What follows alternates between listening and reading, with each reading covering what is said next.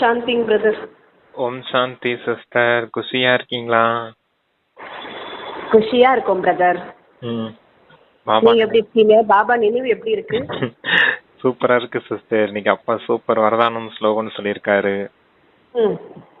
அதான் இன்னைக்கு டபுள் குஷி ஆயிடுச்சு வரதானத்தை ஸ்லோகனையும் படிச்ச உடனே. இங்க பாப் தாதாவோட இதய சிம்மாசனத்துல இருக்கணும். அப்படிப்பட்டவங்க தான் எதிர்கால ராஜ்ய சிம்மாசனத்துல அமர முடியும். எப்பயும் நம்ம சொல்ற பாயிண்ட் தான். ஆனா இன்னைக்கு சூப்பரா சொல்லியிருந்தாரு. அது ஸ்லோகனும் சூப்பரா இருந்துச்சு. ஓகே சிஸ்டர், பார்க்கலாம். 8/10/2024 முரளி. சிவபாபா என்ன சொல்றா, இனிமையான குழந்தைகளே, புத்திய ரீஃபைன் தூய்மையாக ஆக்க வேண்டுமா? அதுக்கு என்ன பண்ணா, ஒரு தந்தையோட நினைவுல மட்டும் இருங்க. நினைவின் மூலமா தான் ஆத்மா தூய்மையாகி கொண்டே இருக்கும். இது எப்பயுமே சொல்றதுதான் பாபா. நினைவுல இருங்க, ஞாபகப்படுத்துற, நினைவுல இருங்க, தூய்மையாகும். புத்திய சொல்ற. புத்தி ரீஃபைன்னா தூய்மையான அப்படிங்கறதான் அர்த்தம். அதான் புத்தி ரீஃபைன் ஆகணும்னா தந்தை நினைவுலே இருங்க அப்படிங்கறத சொல்றாரு. நினைவுனாலதான் ஆத்மா தூய்மையாகும் அப்படின்னு சொல்றாரு. எனக்கு ஒரு அனுபவம் வந்துச்சு காலையில. இதுல ஒரு வாரத்துக்கு முன்னாடி எனக்கு அந்த காலைல அமிர்த வேலை யோகா செய்யும் போது கொஞ்சம் டிஸ்டர்பன்ஸா இருந்துகிட்டே இருந்துச்சு. டக்குன்னு பாபா கிட்ட புத்தி இணையல, என்னாச்சுன்னு தெரியல. கொஞ்ச நேரம் அந்த புத்தி டிஸ்டர்பன்ஸா இருந்துட்டே இருந்துச்சு. இணைய மாட்டேங்குது அப்படின்னு ஃபீல் பண்ணிட்டு இருந்தேன். அப்ப ஒரு முரளி எடுத்து படிப்போம் அப்படின்ட்டு ஒரு 10 நிமிஷத்துல முரளி படிச்சேன். அப்புறமேல் சூப்பரா இணைஞ்சுது. அப்ப ஞானமும் அந்த யோகத்துக்கு துணை செய்யுது. புத்தியும் அந்த நேரம் அந்த ஞானத்தை கொடுத்ததுக்கு அப்புறம் அதுவும் ரீஃபைன் ஆகுது. ஞானம் யோகம் ரெண்டுமே வேணும். அப்பதான் பாபா கிட்ட நல்ல விதத்துல புத்தி இணைக்க முடியும். யோகத்தின் மூலமா புத்தி ரீஃபைன் ஆகுது, அது ஒரு பக்கம். புத்தி இணைகிறதுக்கு அந்த ஞானமும் தேவைப்படுது. அந்த ஞானமும் வேணும். ஞானம் எதுக்கு வேணும் சொல்லுங்க? அப்பதான் சொல்றேன், புத்தி ரீஃபைன் இருக்கு. ஆக்சுவலா இப்ப வேற எண்ணங்கள்லாம் நம்ம போட்டு வச்சிருக்கோம்ல உள்ள புத்தியில. இப்ப பாபா குடுக்கற எண்ணம் ஞானம். அந்த ஞானத்தை போடுங்கன்றாரு. இது வீணானது போயிடும், இந்த ஞானம் தான் இருக்கும். அதுதான் தினம் சொல்லிட்டு இருக்கிறாரு. நான் அந்த டைம்ல எடுத்து கரெக்டா ஒரு அன்னைக்கு வாணியை மட்டும் எடுத்து படிச்சேன். சூப்பரா இருந்துச்சு. அப்புறமே நல்ல புத்தி அடைஞ்சிட்டேன். அப்புறமே நல்லா பவர்ஃபுல்லா இருந்துச்சு யோகா. அதுக்குதான் பாபா முரளி படிங்கன்னு சொல்றாரு. படிங்க, கேளுங்க, தாரணை பண்ணுங்க. இதுவே நம்ம கொண்டு வந்துட்டே இருந்தோம்னா மத்த விஷயங்கள் பக்கம் போகாது புத்தி. போயிடும் பிரதர், வெளியில மறந்துடும். பாபாவோட ஞானம் தான் புத்தியில இருக்கும். புத்தி இருந்துச்சுன்னு, புத்தியில ஞானம் இருந்துச்சுன்னா அதை சிந்தனை செய்துட்டே இருக்கும்போது டக்குன்னு பாபா கிட்ட புத்தி அணைஞ்சிரும். அவ்வளவுதான், முடிஞ்சு நினைச்சிரும். ஓகே. கேள்வியில என்ன சொல்றாங்கன்னா பாபா, தற்சமயம் மனிதர்கள் தங்களது நேரம் மற்றும் பணத்தை எவ்வாறு வீணாக்கி கொண்டிருக்கிறாங்க? அதுக்கு பதில் என்ன சொல்றாங்கன்னா, யாராவது சரீரம் விடும் பொழுது அவருக்கு பின்னால் எவ்வளவு பைசா செலவு செய்து கொண்டிருக்கிறாங்க. சரீரத்தை விட்டு சென்று விட்டார், ஆத்மா சென்று விட்டது அந்த சரீரத்தை விட்டு. அதற்கு எந்த மதிப்புமே இல்லையே, சரீரமே இல்லையே, போயிடுச்சே, ஆத்மா போயாச்சு, மதிப்பு கிடையாது. அப்போ அதுக்கு பின்னால என்னெல்லாம் செய்யறாங்களோ அதில் தங்களது நேரம் பணம் வீண் செய்யறாங்கன்றாரு. இப்ப பாபா நேத்தி கூட சொன்னாரு, அதேதான் இன்னைக்கு சொல்றாரு. அவ்வளவுதானா? Okay sister. அது என்னன்னா, இப்ப சரீரத்தை விட்டுட்டு போயிட்டாங்கன்னா இப்ப எவ்வளவு செலவு பண்ணிட்டு இருக்காங்க மனுஷங்க. கொட்டு, அது இதுன்னு, சாப்பாடு, அது இதுன்னு செலவு பண்றாங்க இல்லையா? ஏதோ பெரிய ஃபங்க்ஷன் மாதிரி, திருவிழா மாதிரி நடத்துறாங்க. முக்கியமானது ஒண்ணு விட்டுட்டீங்களே, இந்த இவங்க கூப்பிடுவாங்களா, ஐயரை கூப்பிடுவாங்க. அதுக்கு எவ்வளவு தெரியுங்களா? இப்பெல்லாம் 2 லட்சம் ரூபா. அப்படியா? ஆமா, பிராமின்ல மொத்தமா அவங்களுக்கு 13 நாள் காரியம் பண்ணணும். அதுக்கு மொத்தமா 2 லட்சம் ரூபா. அப்பா முடியல சாமி. சரி விடுங்க. சரி, ஓகே. அதான் ஓகே, செய்யறாங்கல்ல, அதெல்லாம் வீணான விஷயங்கள் அப்படிங்கறத சொல்றாரு. அதுலயும் ஸ்பீக்கரை கட்டிட்டு உட்காந்து ஒப்பாரி வச்சு அழுதுட்டு இருப்பாங்க சிஸ்டர். அதெல்லாம் பெரிய காமெடியா இருக்கும். ஏன் போயிட்டாங்களப்பா அப்படின்ட்டு இப்படி உட்காந்து செய்யறாங்களே அப்படின்னு நமக்கு கொஞ்சம் வருத்தமா தான் இருக்கும். இப்படி எல்லாம் காசு வேஸ்ட் பண்ணிட்டு இருக்காங்களா அப்படின்னு. அத பாபா சேவை கொடுத்தா கூட எவ்வளவு சேவை நடக்கும். சரீரத்தை விட்டு ஆத்மா வெளியே போயிடுச்சு. அந்த ஆத்மாக்கு ஏதாவது நன்மையான எந்த நன்மையும் கிடையாது இதனால. இந்த இவ்வளவு செலவு பண்றதுனால அந்த ஆத்மாக்கு நன்மையா? எதுவும் இல்லையா? அதனால அப்பா சொல்றாரு, அதெல்லாம் பணத்தை வேஸ்ட் ஆக்குறாங்க, நேரத்தையும் வீணடிச்சுக்கிட்டு இருக்காங்க அப்படிங்கறத சொல்றாரு. என்ன ஒரு வைராகியம் வருது, சுடுகாட்டுக்கு தூக்கிட்டு போகும்போது எல்லாரும் ஒரு காலத்துல இப்படித்தான் போக போறோம்ன்ற ஒரு வைராகியம் வேணா வரும். அதுவும் அப்பா சொல்லுவாரு, சுடுகாட்டு வைராகியம்னு. அது அவ்வளவுதான். அந்த நேரத்துக்கு மட்டும்தான் இருக்கும். திரும்பி வீட்டுக்கு வந்ததுக்கு அப்புறம் அவங்க எப்பயும் போல செய்யறது செஞ்சுட்டு தானே இருப்பாங்க. விகாரத்துல விழுகத்தான் செய்ய போறாங்க. பேராசைக்கு வசமாகி, பற்றுக்கு வசமாகி தவறான கர்மங்கள்லாம் செஞ்சுட்டு தானே இருக்காங்க அப்படிங்கறத சொல்லுவாரு. சரி, ஓகே. ஆக்சுவலா இப்ப அடுத்து என்ன சொல்றான்னா பாபா, இதுல யாருக்கு நன்மை இருக்குன்னா மாயாக்கு நன்மை இருக்குங்க பிரதர். இந்த பணத்தெல்லாம் வீண் செய்ய வைக்குது இல்ல, அதுதான் நம்மளுடைய நேரத்தை வீணடிக்குதுல. நேரம் மெயினா அதை வீண் பண்ண வைக்குது பாருங்க. அதுதான் பாபா என்ன சொல்றாருன்னா, இப்ப ஓம் சாந்தி சொல்லி ஆன்மீக தந்தை வந்து ஆன்மீக குழந்தைக்கு இப்ப புரிய வைக்கிறாரு. இவரும் கூட அவ்வாறே கூறுகிறார் அல்லவா. பிரம்ம பாபா கூட என்ன சொல்றாருன்னா, தந்தை தான் புரிய வைக்கிறாருன்னு ஞாபகப்படுத்துறாரு இங்க. பிறகு தந்தை என்றாலும் சரிதான், தாதா பிரம்மா என்று இவர் கூறுகிறார் என்று சொன்னாலும் சரிதான். அதாவது பிரம்மா மூலியமா சிவ பாபா கூறுகிறார்னு பிரம்ம பாபா சொல்றாருங்களாம். தாதா கூட ஆன்மீக தந்தை, அதாவது தாதா கூட ஆன்மீக தந்தை பிரம்ம பாபாவை சொல்றாரு. குழந்தையாக உங்களுக்கு இப்போ என்ன சொல்லி தராரு சிவபாபானா, இறந்த காலம், நிகழ்காலம், எதிர்காலம் ஞானம் சொல்கிறார். உண்மையில சத்தியுகம் முதற்கொண்டு திரேதா கடைசி வரை என்ன ஆகியது என்பது முக்கியமான விஷயம். மற்றபடி துவாபரயுகத்துல இருந்து கலியுகத்துல இருந்து, துவாபரயுகம் ஆரம்பிச்சு கலியுகம் வரைக்கும் யார் யாரு வந்தாங்க, என்னெல்லாம் நடந்தது, அது பற்றி என்னெல்லாம் சரித்திரம், பூகோளம் இதெல்லாம் நிறைய பாபா புரிய வைக்கிறாரு. நிறைய இருக்குன்றாரு. அதுதானே டெய்லி நமக்கு சொல்லிட்டு இருக்காருங்க. ஆமா, இல்ல துவாபர கலியுகத்துல இருக்க விஷயங்கள் எல்லாமே உலகத்துல இருக்குது, புத்தகமா இருக்குது. அதாவது நிறைய இன்டர்நெட்ஸ்ல இருக்குது. யார பத்தி தெரிஞ்சுக்கணும்னாலும் துவாபர கலியுகத்துல வந்து வாழ்ந்தவங்க, ராஜாக்கள், மன்னர்கள், கோயில்கள் பத்தி எல்லாம் தெரிஞ்சுக்கக்கூடிய விஷயங்கள் எல்லாமே இங்க கிடைக்குது. ஆனா யாருக்குமே தெரியாத விஷயம் என்னன்னா, சத்தியுகத்தையும் திரேதாயுகத்தையும் பத்தி தெரியாது. அந்த விஷயத்தை சொல்லித்தரதுக்கு தான் பாபா வந்து ஞானம் கொடுக்கறேன் அப்படிங்கிறாரு. கரெக்டுங்க பிரதர், அதுதான் முக்கியமான விஷயம்ன்றார். கரெக்டுங்க பிரதர். ஆமா, துவாபர கலியுகத்துல யாரெல்லாம் வந்தாங்க, என்ன நடந்தது, அது பற்றிய சரித்திரம் பூகோளமும் நிறைய இருக்கு. சத்தியுகம் திரேதா பற்றி எந்த ஒரு சரித்திர பூகோளமோ இல்லை, கிடையாது. மற்ற எல்லாருடைய சரித்திரம் பூலோகம் இப்போ இருக்கு, உள்ளது. மற்றபடி தேவி தேவதைகளை லட்சக்கணக்கான வருடங்களுக்கு முன்னால் எடுத்து சென்று விட்டார்கள்.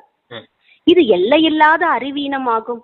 நீங்க கூட எல்லையில்லாத அறிவில்லாதவங்களா தான் இருந்தீங்கன்றாரு.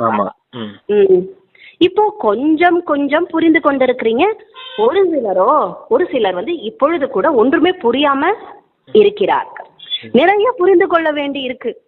தந்தை அபுவோட மகிமை பற்றி புரிய வைக்க வந்திருக்காரு. இது பற்றி சிந்தனை செய்ய வேண்டும். அபுவோட மகிமை என்ன பாபா கேட்கிறார். உங்களுடைய புத்தியில் இது வர வேண்டும். நீங்கள் இங்கு அமர்ந்திருக்கிறீங்க. உங்களுடைய நினைவார்த்தமான தில்வாலா கோயில் கூட எப்பொழுது அமைக்கப்பட்டது? 1250 வருடங்கள் ஆகிறது என்று கூறுகிறார்கள், சொல்கிறார்கள். எப்பன்னு பாருங்க, கலியுகம் ஆரம்பிச்சு காலம் துவாபர யுக கடைசியில கட்டியிருக்காங்க தில்வாடா கோயில் 1250 வருஷத்துக்கு முன்னாடி. அப்படின்னா துவாபர் முடிஞ்சு அதான் கலியுகம் ஆரம்பிக்கிறதுக்கு ஸ்டார்ட்ல ஆரம்பிச்சிருக்காங்க. ஆமா, அதான் 1250 உங்களுக்கு இது முடிஞ்சிருது திரேதாயுகம். துவாபர யுகமா? ஆமா, துவாபர யுகம் முடிஞ்சது. அதெல்லாம் இந்த கோயில் நினைவு சின்னம் துவாபர கலியுகத்துல என்ன நடந்துச்சுன்றதெல்லாம் ஞாபகம் இருக்குது இல்லையா? எல்லாம் அவங்களே ஹிஸ்டரி ஜியோகிராஃபில வச்சிருக்காங்க இல்லையா? ஆமாங்க பிரதர், 1000 வருஷம் பழமையானதுன்றாங்களே. கரெக்ட். ஆமா, அதெல்லாம் சொல்றது. அதெல்லாம் என்ன, இதெல்லாம் ஞாபகமா வச்சிருக்காங்க. எல்லாருடைய வாழ்க்கை சரித்திரம்லாம் இருக்குது. சத்தியுக திரேதாயுகத்துல வாழ்ந்த தேவதைகளுடைய வாழ்க்கை சரித்திரம் தான் எங்கேயுமே கிடையாது அப்படிங்கறத சொல்றாங்க. கரெக்ட். அதுல போட்டிருக்காங்களே இது 1000 வருஷம் கோவிலுங்க அப்படின்னு எழுதிருக்கு. அப்ப தெரியுது கலியுகத்துல வந்தது. சொல்லுங்க. அந்த 5000 வருஷம் ஞான சக்கரம் நமக்கு தெரிஞ்சதுக்கு அப்புறம் தெரியுது. இல்லாட்டினா தெரியாது இல்லையா மற்ற மனிதர்களுக்கு. அத கூட சொல்லி புரிய வைக்கணும் பின்னாடி சொல்லுவார். சரி வாங்க. நினைவார்த்த கோயில் தில்வாலா கோயில் இருக்கு. அது 1250 வருடங்கள் ஆகிறது என்று கூறுகிறார்கள். பின் மீதம் எவ்வளவு ஆண்டு இருந்தது? 3750 வருடங்கள் இருந்தது. எனவே அவர்கள் கூட இப்பொழுதைய நினைவார்த்தம் மற்றும் வைகுண்டத்தோட நினைவார்த்தம்லாம் அமைத்திருக்கிறார்கள். கோவில்களை கட்டுவதில் கூட போட்டி இருக்கிறது அல்லவா? கோயில் கட்டுறதுல ஒருவரை விட மற்றவர் நல்லதாக கட்டுவார்கள். இப்பொழுதோ கட்டுவதற்கு பைசா தான் எங்கே இருக்கு. ஒருத்தர் கட்டினா இன்னொருத்தர் நல்லா இன்னும் நல்லா கட்டணும் அப்படிலாம் போட்டி இருக்குமா, அதையும் பாபா சொல்றாரு.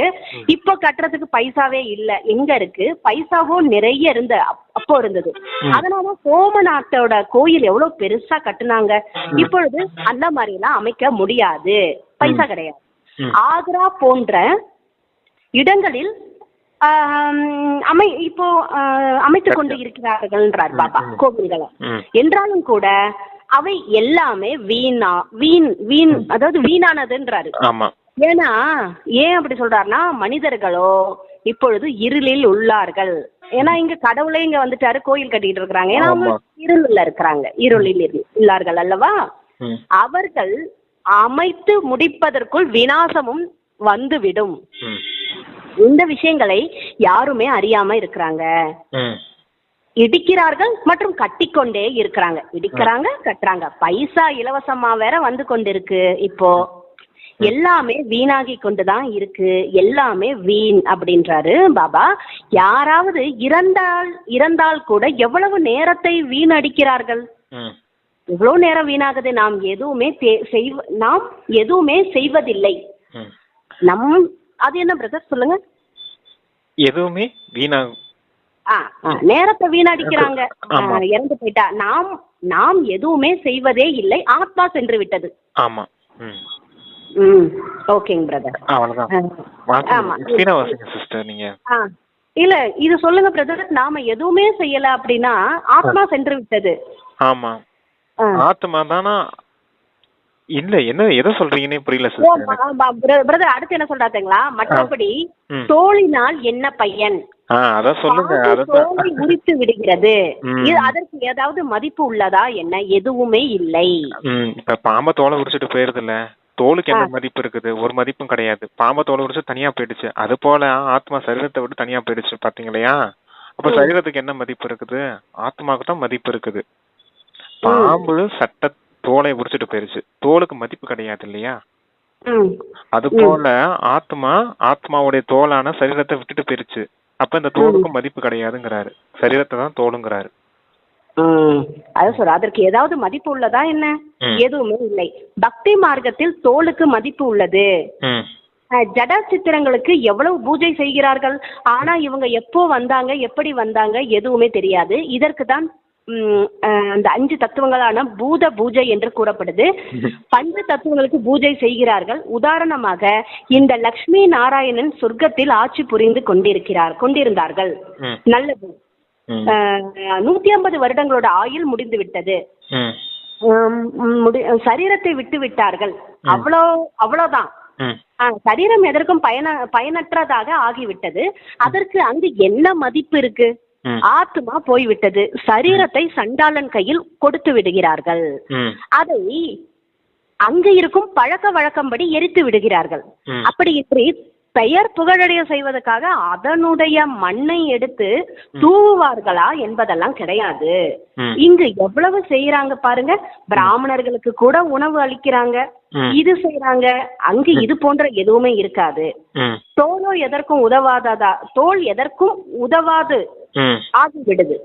தோலை எரித்து கூட சாம்பல் ஆகி விடுகிறது. மற்றபடி படங்கள் உள்ளது, அது கூட மிகச் சரியான படங்கள் கிடைக்க முடியாது. இந்த ஆதி தேவனுடைய கல்லினுடைய விக்கிரகம் மிகச் சரியானதாக அக்யூரேட்டாக இருக்கா அப்படின்னு கேக்குறாரு பாபா.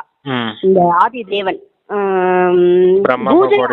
ஆதி தேவன் பிரம்ம பாபாவோட அந்த விக்கிரகம் அங்க தில்வாடா கோயில்ல ஒண்ணு போல இருக்குதா? இல்ல, இது அந்த துவாபர யுக இறுதியில அந்த கோயில் உருவாக்கும் போது உருவாக்கப்பட்ட சிலை தான். ஆனா இவருடைய உண்மையான அந்த சரீரம் எப்படி இருக்கும், இறந்து பண்ணதுக்கு அப்புறம் எரிச்சுட்டாங்க அப்படிங்கறத சொல்றாரு.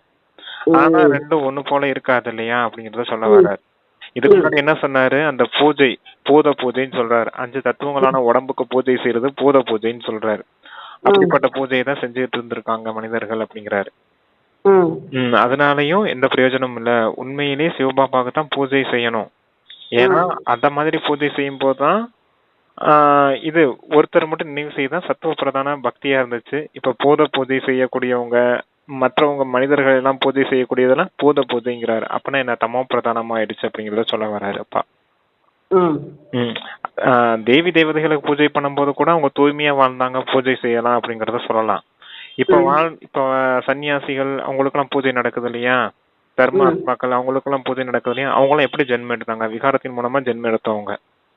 அவங்களுக்கு பூஜை செய்யறது எப்படி ஒரு சாத்திகமான பூஜைன்னு சொல்ல முடியும்? ம் ஓகே, அத சொல்றாருப்பா. அதுதான் இப்ப சொல்றார். பூஜை ஆரம்பிக்கும் போது இருந்த அப்போ இருந்த கல்லின் மூலியமா அந்த சிலைகள், அதான் அந்த விக்கிரகம் ஆரம்பிச்சிருக்காங்க பூஜை ஆரம்பிக்கும் பொழுது. ஆனா உண்மையில் என்ன இருந்ததோ அது எரிந்து முடிந்து விட்டதல்லவா. பிறகு பக்தி மார்க்கத்துல இவை வெளிப்படுகிறது, கொண்டு வராங்க. அவர் சரீரத்தை எரிச்சிட்டாங்க, எரிச்ச சரீரத்தும் போயிருச்சு. ஆனா அவர் ஞாபகார்த்தமா இங்க ஒரு கோயில் உருவாக்கப்படுது அப்படிங்கிறார். ஆதி தேவனுடைய கோயில். இந்த விஷயங்கள் பற்றி கூட பிரதர் இந்த ஞாபகார்த்தமா உருவாக்குறாங்கல்ல, அது வந்து யார் உருவாக்குறா? நம்மலாம் ஃபர்ஸ்ட் நம்ம தான் தேவதைகள் அந்த உருவத்தை உருவாக்குறோம். அப்படி தெரியல சிஸ்டர். அது என்னன்னு அவங்களுக்கு சாட்சாத்காரம் கிடைக்கலாம், கோயில் இப்படி அமைக்கலாம் அப்படின்னு பிளான் போடுற இன்ஜினியர்ஸ் எல்லாம் இருக்காங்க இல்லையா, அவங்களுக்கு ஏதோ டச் ஆகுதுன்னு நினைக்கிறேன் சிஸ்டர்.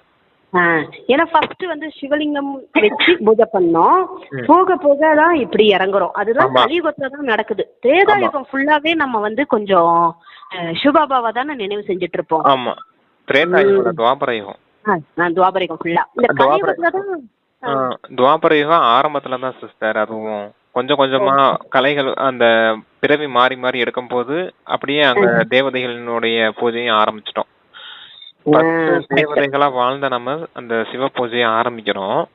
ஆரம்பிக்கும் போது என்ன ஆகுதுன்னா, விக்ரமாதித்யன் ஆரம்பிக்கிறாரு இல்லையா, அப்ப என்ன ஆகுதுன்னா கோயில்ல சிவபாபா சிலையை வச்சுட்டோம். வச்சதுக்கு பக்கத்திலேயே எங்களுடைய முன்னவர்கள் இப்படி வச்சாங்க சிலைய அப்படின்ற மாதிரி அவங்களுக்கும் சிலைகள் எடுத்து வைக்க ஆரம்பிச்சுட்டாங்க சிற்பிகள். ஒரு சிற்பி தானே அந்த லிங்க பூஜையை செதுக்கி இருப்பாரு, லிங்கத்தை செதுக்கி இருப்பாரு. அப்ப அடுத்து அந்த ஒரு பிறவி அந்த லிங்க பூஜை நடந்திருக்கும். அடுத்த பிறவி அந்த விக்ரமாதித்யன் இறந்து போயிடுவார் இல்லையா, அவருக்கும் ஒரு சிலையை வடிக்கணும் அப்படின்ட்டு அவருக்கும் சிலையை வடிக்க ஆரம்பிச்சிருவாங்க. அவங்க கூட வாழ்ந்த அப்படி அவங்க கூட வாழ்ந்த கடவுளா பாத்திருப்பாங்களோ, அந்த கடவுளா பாக்கல, முன்னவர்களா தான் பாத்திருப்பாங்க. இவங்க செஞ்சாங்க அப்படின்னு ஒரு நினைவு சின்னமா தான் ஆரம்பிச்சிருப்பாங்க. அது பிற்காலத்துல விவரம் புரியாம கொஞ்சம் கொஞ்சமா இவங்களுக்கும் சேர்த்து பக்தி ஆரம்பிச்சாச்சு. புரிஞ்சுக்கணும். ஆமா, அப்படித்தான் ஆரம்பிச்சிருக்குது அப்படிங்கிறாரு. அவருக்கு விக்ரமாதித்யனுக்கு மட்டும் இல்ல, அவங்களுடைய மனைவிக்கு இருந்திருக்கலாம், அவங்களோட ஃபேமிலிஸ்க்கு வச்சிருக்கலாம். அப்படி ராஜாக்கள்லாம் வாழ்ந்தவங்களுக்கு எல்லாம் அடுத்தடுத்து வரும்போது அந்த சிலைகள் வச்சிருக்கலாம். இல்ல அங்க 33 கோடி தேவாத்மாக்கள் இருந்தாங்க இல்லையா, அந்த இது வைக்கும் போது, அந்த லிங்க பூஜை வைக்கும் போது, அப்ப வாழ்ந்தவங்க எல்லாம் தேவதைகளா தானே இருந்திருப்பாங்க. அப்ப யார் விகாரத்தால ஜென்மம் எடுக்கல இல்லையா. அப்ப அந்த வாழ்ந்தவங்களுக்கு ஒவ்வொருத்தவங்களுக்கும் தனித்தனியா அந்த சிற்பி சிலையை வடிக்க ஆரம்பிச்சிருக்கலாம். அந்த பூஜைகள் இப்படி கொஞ்சம் கொஞ்சமா காலப்போக்குல அதுவும் பக்தியா மாறி போயிடுச்சு. சிவ பூஜையோட சேர்ந்து கூடவே மனிதர்களுக்கும் பூஜை நடக்கிற மாதிரி ஆயிடுச்சு. அதான் பாபா சொல்ற. பிறகு பக்தி மார்க்கத்துல இவை வெளிப்பட்டது. இந்த விஷயங்களை பற்றி கூட சிந்தனை எழுகிறது அல்லவா. அபுவோட மகிமையை நல்ல முறையில நீங்க நிரூபித்து காட்ட வேண்டும். நீங்களும் இங்கு அமர்ந்திருக்கிறீர்கள். இங்குதான் தந்தை முழு உலகத்தை நரகத்திலிருந்து சொர்க்கமாக ஆக்க வேண்டியிருக்கு, அதனால வந்திருக்காரு. எனவே இதுதான் எல்லாவற்றையோட உயர்ந்ததிலும் உயர்ந்த தீர்த்தமாகும். இப்போ இந்த அளவு பாவனை இப்போ இல்ல. ஒரு சிவனிடம் மட்டும்தான் பாவனை இப்போ இருக்கு. எங்க சென்றாலும் சிவனோட கோவில் அவசியம் இருக்கும். அமர்நாத்தில் கூட சிவனுடைய கோவில் இருக்கு. சங்கரன் பார்வதிக்கு கதை சொன்னார் என்று சொல்லப்படுகிறது. அங்கு கதையோட விஷயம் எல்லாம் கிடையாது, மனிதர்களுக்கு எதுவுமே புரிவதும் கிடையாது. இப்போது உங்களுக்கு மட்டும் அறிவு வந்து விட்டதுன்றாரு. அறிவு வந்திருக்கு. இதற்கு நீங்க கூட முன்பு தெரியாமல் தான் இருந்தீங்க அப்படிதானேன்னு கேக்குறார் பாபா. ஆமா, அமரக்கதை சொன்னோம் இல்லையா, சங்கரன் பார்வதிக்கு அமரக்கதை சொன்னாரு. அது எந்த இடம்? அமர்நாத் கோயில்கிட்ட சொன்னதா அப்படி நினைவு சின்னம் அங்க வச்சிருக்காங்க. ஆனா சிவன் வந்து குழந்தைகளான நமக்கு சொல்ற இந்த சத்தியுக திரேதாயுகத்தின் விஷயம் இருக்கு இல்லையா, அதுதான் அமரக்கதை, சத்திய நாராயணன் கதை, உண்மையான கதைன்னு சொல்றாரு. அமரனா ஆக போறீங்க இல்லையா, தேவதைகளா மாற போறீங்க இல்லையா, தேவதைகளை தானே அமரர்கள்னு சொல்லி வச்சிருக்காங்க. ஆத்மா தானே அமரன் உண்மையிலேயே. ஆத்மா தானே அழிவற்றது தானே. அதான் அமரனாகக்கூடிய கதை. நீங்க தான் அமரன் அப்படிங்கிற கதையை சொல்றதுக்கு சிவபாபா வந்திருக்கின்றது சொல்றாரு. அதுதான் உண்மையான அமர கதை. அழியாத ஆத்மாக்களின் கதை அது. அதுதான் பத்தி சொல்றாரு. அதுதான் அமரக்கதை. அதுதான் அந்த கதையை சொல்றாரு. ஆனா அது மனிதர்களுக்கு யாருக்குமே தெரியல. ஆனா இத கூட நினைவு சின்னமா அமர்நாத் கோயில உருவாக்கி அங்க சங்கரன் பார்வதிக்கு கதை சொன்னாரு, அமர கதையை சொன்னாருன்னு எழுதி வச்சிருக்காங்க அப்படிங்கிறாரு. ஆத்மா அமரர்ன்றதான் புரிய வைக்கிறாரு. இப்போ அததான் சொல்றாரு பாபா. ஆத்மாக்களுடைய 5000 வருஷ கதையை சொல்றேன் அப்படிங்கிறாரு. அதுதான் சொல்றாரு. திரும்ப பாபா சார் இப்போது பாபா அபுவை எவ்வளவு மகிமை செய்கிறாரு. எல்லா தீர்த்தங்களிலும் இது மகான் தீர்த்தம். பாபா நிறைய புரிய வைக்கிறாரு. ஆனா நெருங்கிய ஈடுபடுகின்ற குழந்தைகளோட புத்தியில் பதிந்தால் தானே. இப்பொழுது தேக அபிமானம் நிறைய உள்ளது. ஞானமோ மிகவுமே நிறைய வேண்டும் அல்லவா. மிகவுமே தூய்மையும் வர வேண்டியிருக்கு. இப்பொழுது ஒருவருக்கு யோகத்தில் பாபா நினைவில் இணைவது மிகவும் கடினமாக உள்ளது. யோகத்துடன் முக்கியமா பாருங்களேன், ஏன் யோகா இணைய மாட்டேங்குது? தேக அபிமானம் இருக்குது. அதனாலதான் குழந்தைங்களுக்கு நினைவு செய்யறது கஷ்டமா இருக்குன்றத சொல்றாரு பாருங்க. நமக்கு ஏன் யோகா சரியா வர மாட்டேங்குதுன்னு புரிஞ்சுக்கலாம்னா இந்த பாயிண்ட ஞாபகம் வச்சுக்கணும். தேக அபிமானம் இங்கேயே இருக்குது. அதனால இணைய மாட்டேங்குது. அததான் சொல்றாரு பாபா. இது நல்லா இத கவனிச்சாதான் புரியும் பாருங்களேன். நெருங்கிய ஈடுபடுகின்ற குழந்தைகளோட புத்தியில் பதிந்தால் தானேன்றாரு பாபா. என்ன பதியணும் பாபா நிறைய புரிய வச்சிட்டாரு. நெருக்கத்துல இருக்கிற குழந்தைங்க கூட கொஞ்சம் புரியறதுக்கு இப்போது தேக அபிமானம் தான் நிறைய இருக்குன்றாரு. ஞானமும் மிகவுமே நிறைய வேண்டும். ஞானம் நிறைய வேணும்ன்றாரு. தூய்மை இருக்கணும்ன்றார். தூய்மையும் வர வேண்டி இருக்கு. இப்பொழுது ஒருவருக்கு யோகத்துல ஈடுபடுறதுக்கு நினைவுல இணைவது மிகவும் கடினமாவும் இருக்கு.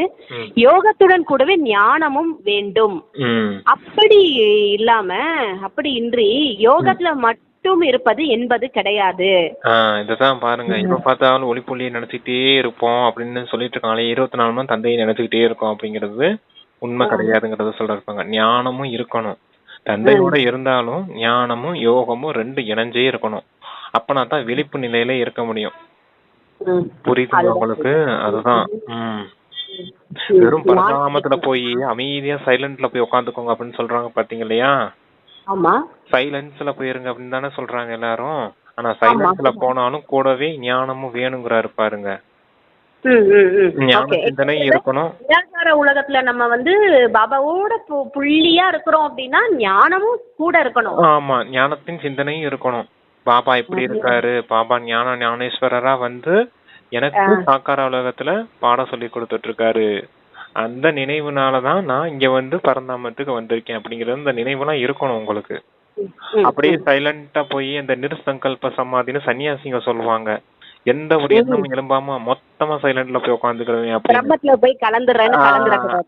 அந்த மாதிரிலாம் செஞ்சுட்டு இருக்க கூடாது. சைலண்ட்ல போய் உட்காந்து சைலண்ட்ல இருக்க முடியாது.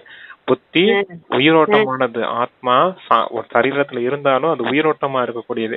எப்பவுமே எண்ணங்கள் எழும்பிக்கிட்டே தான் இருக்கும். அப்படியே எண்ணத்தை நிறுத்தணும் அப்படிங்கிற முயற்சி எல்லாம் செஞ்சுட்டு இருக்க கூடாது. என்ன வரத்தான் செய்யும். அந்த வர எண்ணம் ஞானத்தின் அடிப்படையில இருக்கணும். விகாரத்தின் அடிப்படையிலயோ விகாரத்தின் அடிப்படையில வீணானங்கள் அடிப்படையில இருக்கக்கூடாது. கிட்ட புத்தி அணையணும்னா இங்க ஞான சிந்தனையும் இருக்கணும் அப்படிங்கறத சொல்றாரு. Correct brother. போயிட்டு நம்ம ஒரு கொஞ்ச நேரம் தான் அமைதியா இருக்க முடியும். கொஞ்ச நேரத்துல பாத்தீங்கன்னா இயற்கையாவே டக்குன்னு ஆத்மா என்ன செய்ய எண்ணத்தை எழுப்ப ஆரம்பிச்சிரும். புரியுது இல்லையா அப்ப உங்களுக்கு? அப்ப எல்லாரும் சொல்றதுக்கு காரணம் என்ன? அப்ப ஏதோ உங்க தப்பு நடக்குது இல்லையா யோகா பண்ணும்போது? அப்ப போய் அமைதியா மட்டும் உட்கார்ந்துக்கோங்க. அப்பதான் பாவமே அழியும். எதுவும் பேசக்கூடாது. அது வந்து பேச்சு இல்லாத உலகம்னு அதாவது பேச்சு இல்லாத உலகம்னா அங்க வந்து அமைதியான உலகம். அது அங்க பேசக்கூடாதுன்னு எப்படி பேசாம இருக்க முடியும்னு எனக்கு தெரியல. பாபா கூட பேசுறதுக்கு தான் சங்கம யுகத்துல இருக்கும். அப்ப அங்க போய் பேசலாம்.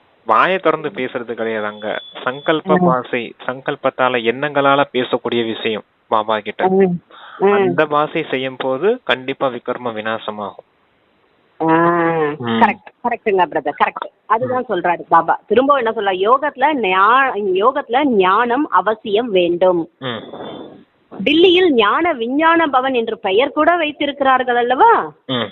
ஆனா அதன் பொருள் என்ன என்பதை புரிந்து இருக்கிறார்களா என்ன? ஞானம் விஞ்ஞானம் ஒரு நொடிக்கானது. சாந்திதாமம் சுகதாமம்.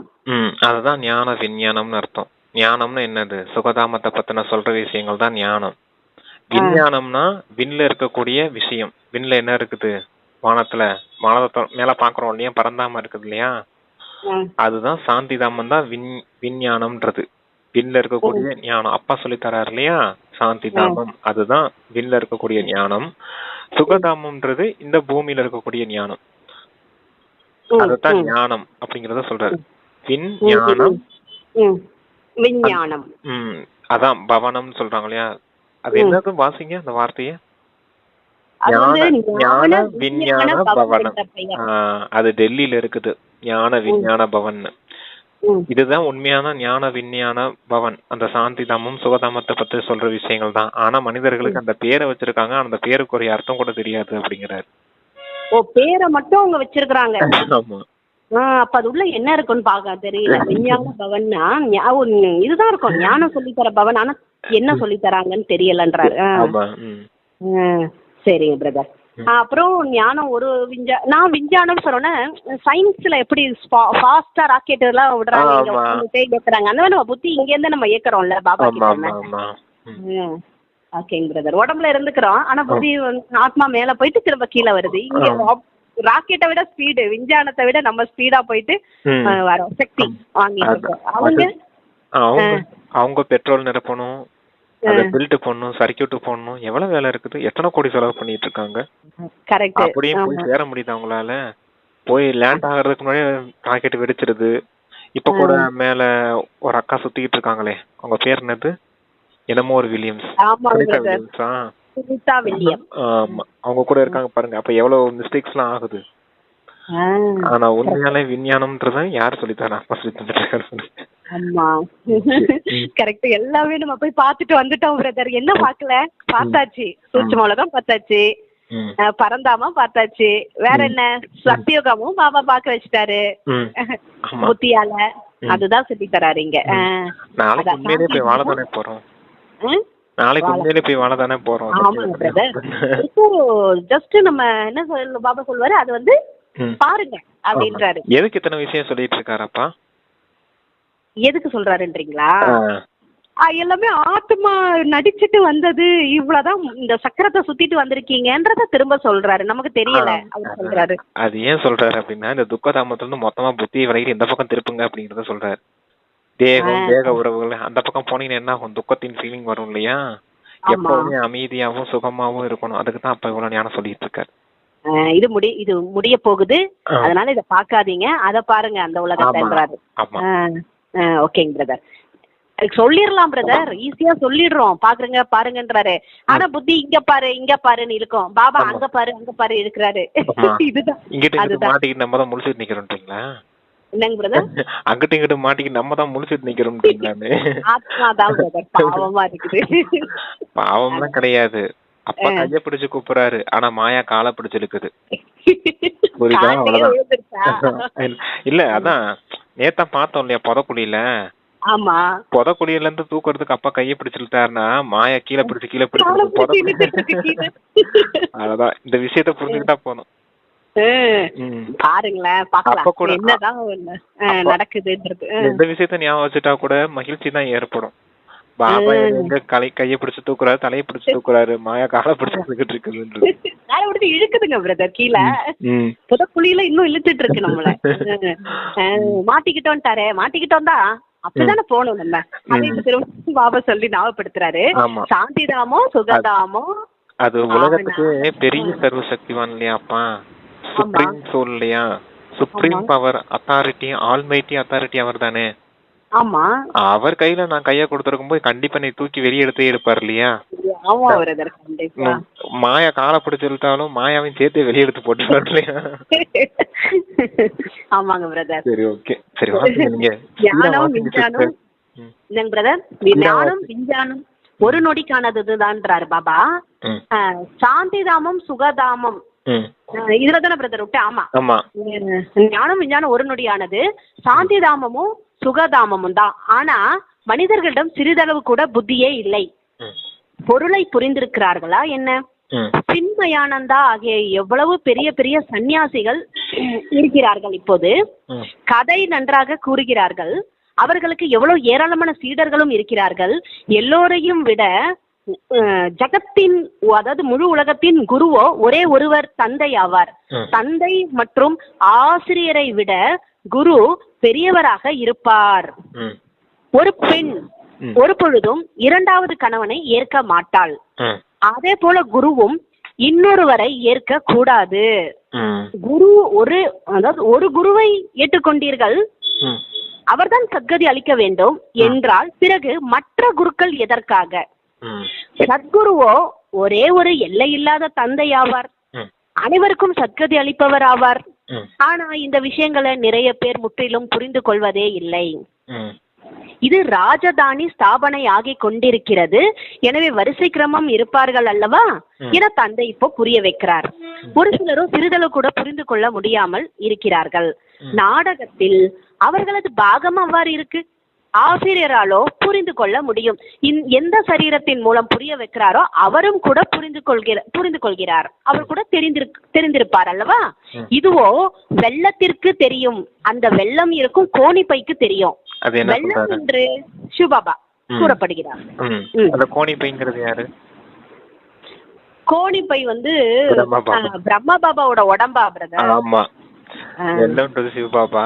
அந்த கோணிப்பைக்கும் தெரியுமா யார் நல்லா படிக்கிறாங்க, யார் புருஷார்த்தம் பண்றாங்க, யார் என்னென்ன காரியம் செய்யறாங்கன்னு மற்றவங்களுக்கு தெரியும்.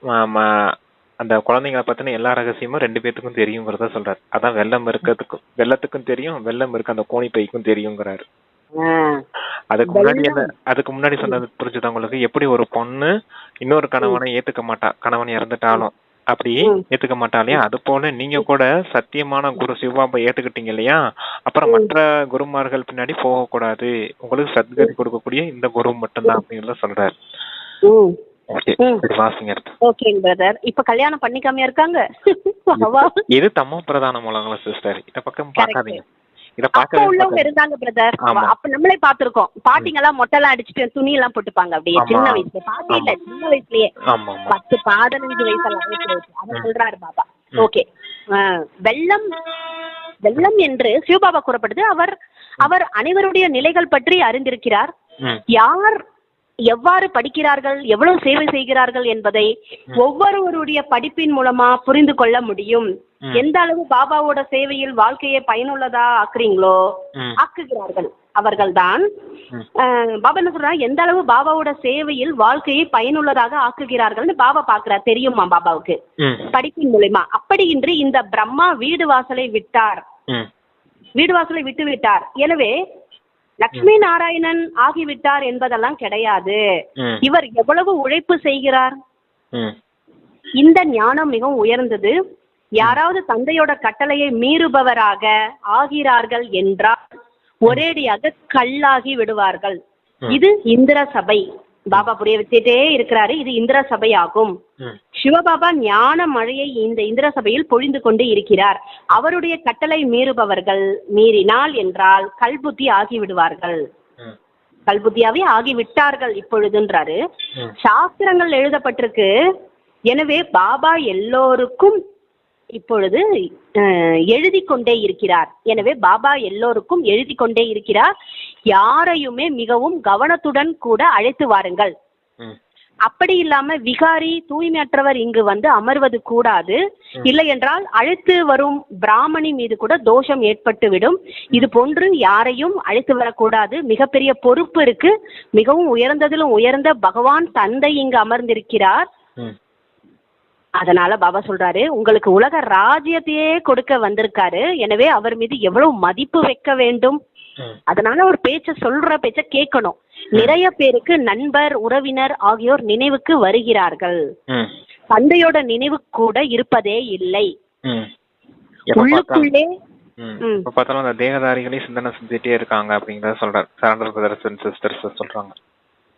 அவங்களுக்கும் அப்படித்தான், இல்லறவாசிகளான நமக்கும் அப்படித்தான். தந்தைகளுக்கும் தந்தை நினைவுல தான் இருக்கணும், மற்ற தேகதாரிகள் நினைவு இருக்கக்கூடாது அப்படின்றத சொல்றாரு. இருந்தாலும் நினைவுக்கு வராங்க இல்லையா, தேகம் நினைவுக்கு வரல, ஆனா உள்ள இருக்கிறது ஆத்மான்னு புரிஞ்சுக்கணும், அவ்வளவுதான் விஷயம். உறவினர்கள் நண்பர்கள் நினைவு வந்தாலும் உள்ள இருக்கிற ஆத்மா மட்டும் புரிஞ்சுக்கோங்க.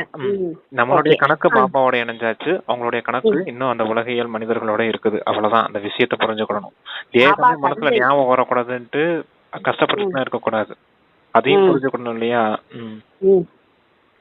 அதாவது பச்சாதாபம் படக்கூடாது, கவலைப்படாதீங்க, வரட்டும், நீங்க ஆத்மான்னு பாக்க சொல்றாரு.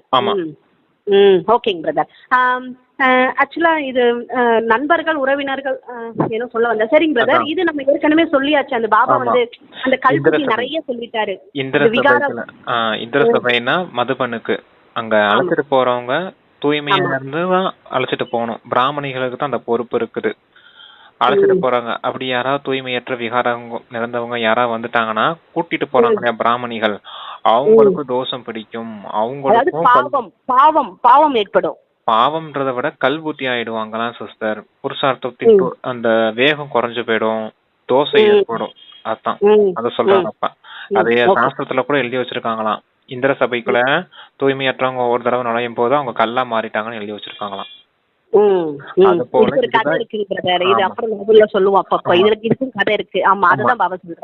அதனாலதான் இது இந்திர சபைக்கு சமமானது, பாபாவுடைய மதுபன் பூமி. அங்க வந்து அந்த மாதிரி விகாரம் நிறைஞ்சவங்க வரக்கூடாது அப்படிங்கறத சொல்றாரு. கல்லா மாற மாட்டாங்க மனிதர்கள், கல்லா மாற மாட்டாங்க, தங்கமா மாறுறதுக்கு பதிலா கல்லா மாறிடும் அப்படிங்கறது சொல்றாரு. ஞானம் வந்து ஞாபகத்துல வராது, அப்போ ஞானம் ஞாபகத்துக்கு வரும். இந்த யோகம் இருக்கு இல்லையா, ஏதோ ஒரு தடை ஏற்படுத்தும் அப்படிங்கறத சொல்றாரு. கரெக்ட். சரி, பாபா அப்பா கிடைச்சிட்டாரு, கடவுள் பகவானும் கிடைச்சிட்டாரு, ஆனாலும் நம்மளால அதை வந்து நினைக்க முடியாத அளவுக்கு தடுத்துக்கிட்டே இருக்கும். ஆமா, வேற இடத்துல புத்தி உற்றார் உறவினரு அந்த தேக அபிமானத்துல கொண்டு போயிட்டே இருக்கும். Super sister. அடுத்து பாபா என்ன சொல்றாருங்கன்னா, சிவபா சொல்றாரு பாருங்களேன், அடுத்து தந்தையோட நினைவே இருக்கவே இல்லை, அதனாலதானே புத்தி இப்படி போயிடுது. அதனாலதான் உள்ளுக்குள்ளேயே மூச்சு திணறிக்கொண்டே இருக்கிறார்கள். பாருங்க, அடுத்து பாபா சொல்றாரு மூச்சு திணறுனா, அதாவது பாபாவை நினைக்க முடியலையே இதுதானே பிரதர், அது கூட தோணாதா? அது கூட அதான் நினைக்க முடியலையேன்னா, மூச்சு திணறுனா நம்மள விட மாட்டேங்கிறாங்களே போக வர்றதுக்கு, அந்த மாதிரி அலோவ் பண்ண மாட்டேங்கிறாங்களே பாக்குறதுக்கு, அந்த மாதிரி மூச்சு திணறல். அவங்களுக்கு உடம்பு சரியில்லைன்னா, இப்ப வந்திருப்பாங்க சரண்டர் ஆயிருப்பாங்க, திடீர்னு அம்மா அப்பா உடம்பு சரியில்லைன்னு சொல்லிடுவாங்க. அப்ப அம்மா அப்பாவோட நினைவு வந்துட்டே இருக்கும் இல்லையா. நம்ம எதுக்காக இங்க சரண்டர் ஆகி வந்திருக்கோம், எல்லாத்தையும் அப்பா பாத்துக்கிடுவாருன்ற ஒரே நம்பிக்கையில தானே அப்பா கிட்ட பொறுப்பு ஒப்படைச்சுதான் நம்ம வந்தோம். அவங்க அம்மா அப்பா பாத்துக்க வேண்டிய பொறுப்பு யாரு, சிவபாபா அதுதானே.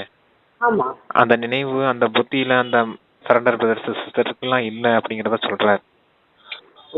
பொறுப்பு தந்தை ஏத்துக்கிட்டாரு. நீங்க இங்க வந்துட்டீங்கன்னா உங்க உறவினர்களின் பொறுப்புல யாருடையது, அதுவும் தந்தையுடையது தானே. நானும் ஆத்மாவா இருக்கேன், அந்த அம்மா அப்பாவும் ஆத்மாக்களா தானே இருக்காங்க. அந்த ஆத்மாக்கள், அந்த அம்மா அப்பாங்கிற ஆத்மாக்களையும் திருத்துறதுக்கு தானே அப்பா வந்திருக்காரு. அப்ப நான் பொறுப்பு போற அப்பா கிட்ட ஒப்படைச்சிட்டேன்னா என்னுடைய உறவினர்களின் பொறுப்பும் அவர் தானே ஏத்துக்கிட்டாருன்னு தானே அர்த்தம். அவர் தான் சர்வசக்திமான்ல இருக்காரு, முழு உலகத்தின் பிரச்சனையை தீர்த்து வைக்க வந்திருக்காரு. என்னுடைய அம்மா அப்பா பிரச்சனையை தீர்த்து வைக்க மாட்டாருங்கிற நம்பிக்கை இல்லாம அவங்க மறுபடியும் அந்த அபிமானத்திலே போறாங்க, அத பற்று அதுலயே போறாங்கன்றத சொல்றாரு. மோகம்.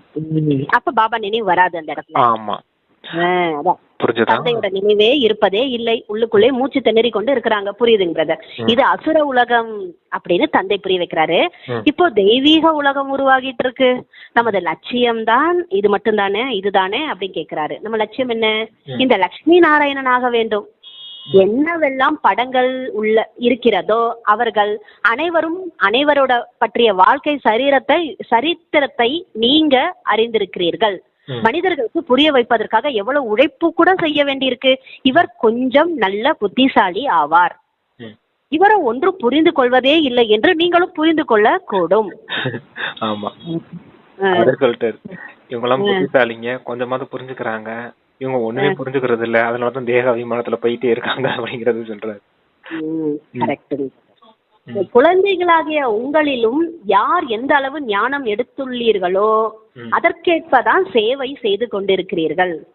கீதையின் பகவான் பற்றியதே முக்கியமான விஷயமாகும். சூரிய வம்ச தேவி தேவதைகளுடையது இது ஒரே ஒரு சாஸ்திரம் ஆகும். தனித்தனியானதெல்லாம் கிடையாது. பிராமணர்களுடையது கூட தனித்தனியா கிடையாது. இது மிகவும் புரிந்து கொள்ள வேண்டிய விஷயமாகும். இந்த ஞான மார்க்கத்தில் கூட போக போக ஒருவேளை விகாரத்தில் விழுந்து விட்டார்கள் என்றால் ஞானம் திசை மாறிவிடும். மிகவும் நல்லவர்கள் கூட போய் விகாரி ஆனார்கள். பின்னாடி கல் புத்தியும் ஆகிவிட்டார்கள். இதில் அறிவு வேண்டும். தந்தை புரிய வைப்பதை மீண்டும் அசை போட வேண்டும். இங்கு உங்களுக்கு மிகவும் சுலபம் தான் பாபா புரிய வைக்கிறாரு.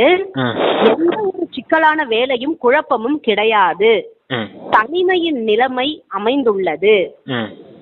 தந்தையோ பிறகும் குழந்தைகளை புருஷார்த்தம் முயற்சி செய்வித்துக் கொண்டுதான் இருக்கிறார். இந்த பாபாவும் புருஷார்த்தி முயற்சி செய்பவர் ஆவார். புருஷார்த்தம் செய்விப்பவரோ தந்தை.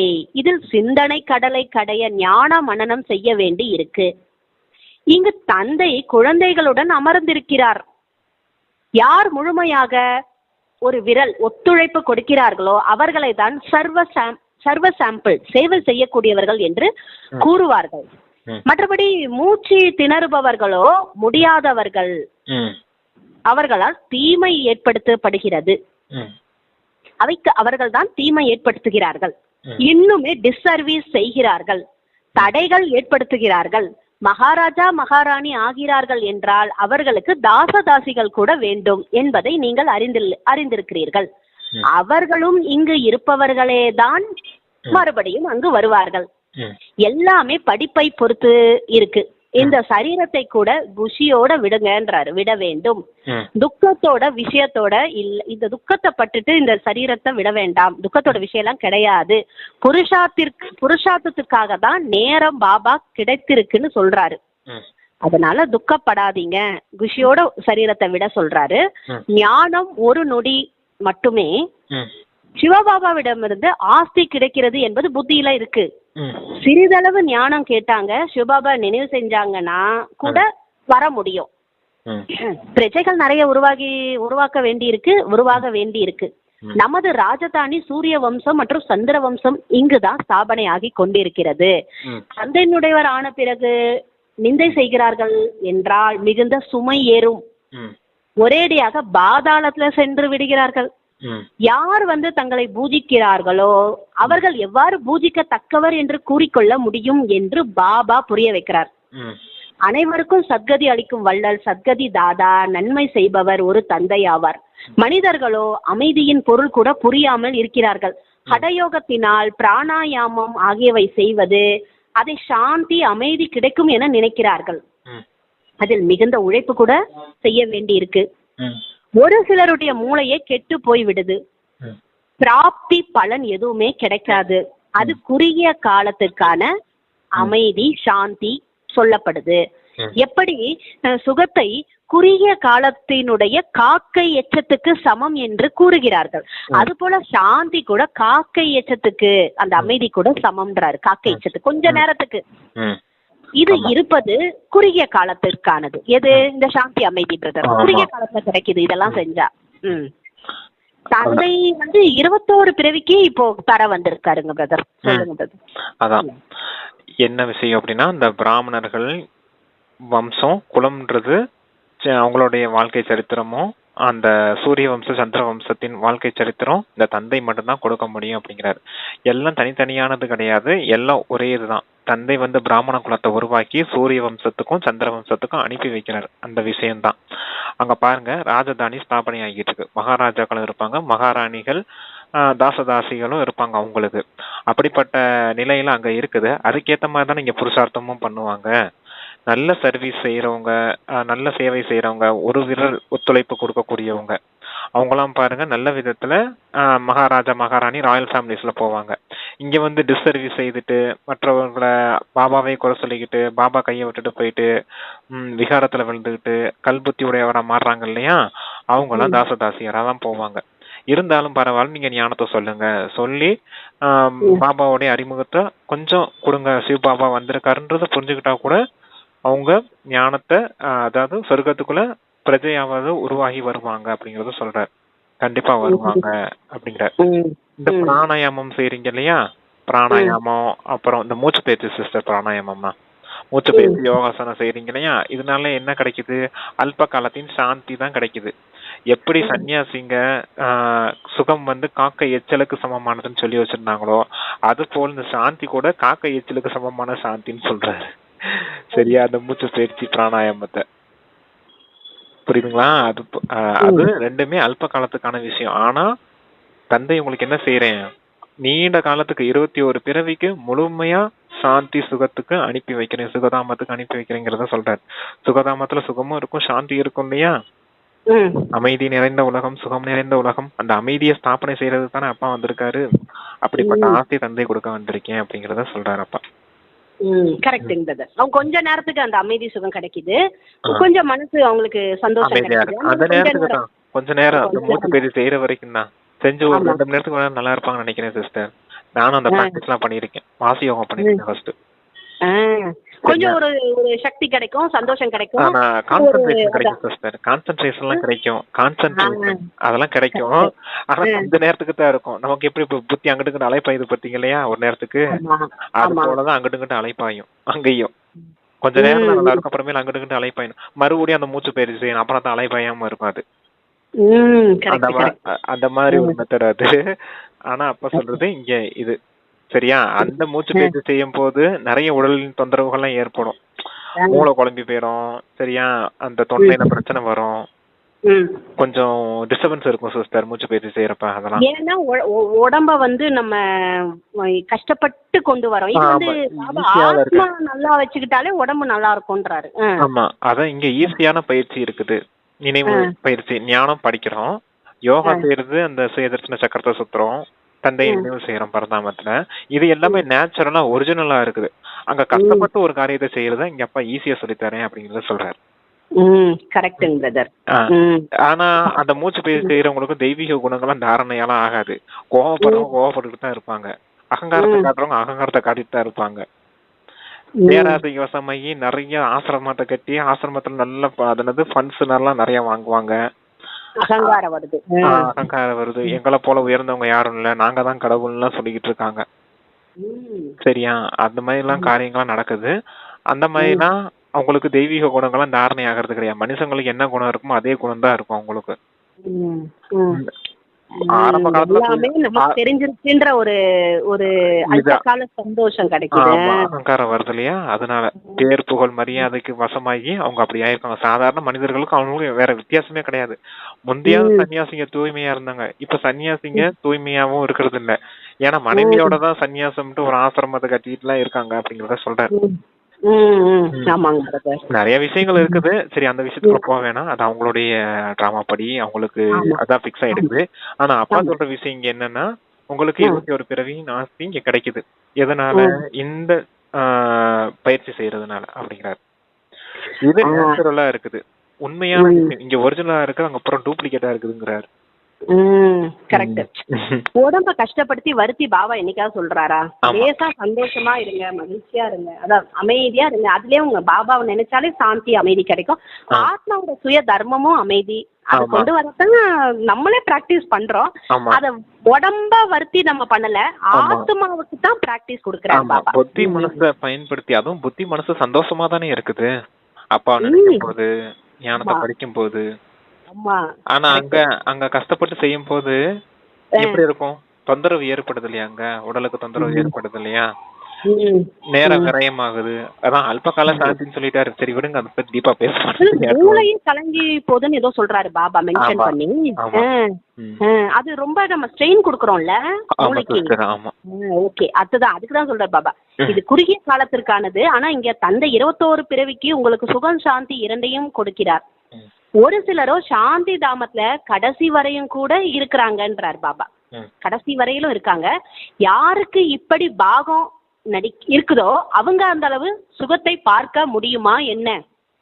அங்கு கூட வரிசை கிரமமான பதவிகள் இருக்கும் அல்லவா? தாசி இருப்பார்கள் என்றாலும் கூட உள்ளுக்குள் நுழைய முடியுமா என்ன? கிருஷ்ணரை கூட பார்க்க முடியாது. எல்லோருக்கும் தனித்தனியான அரண்மனை இருக்கும்.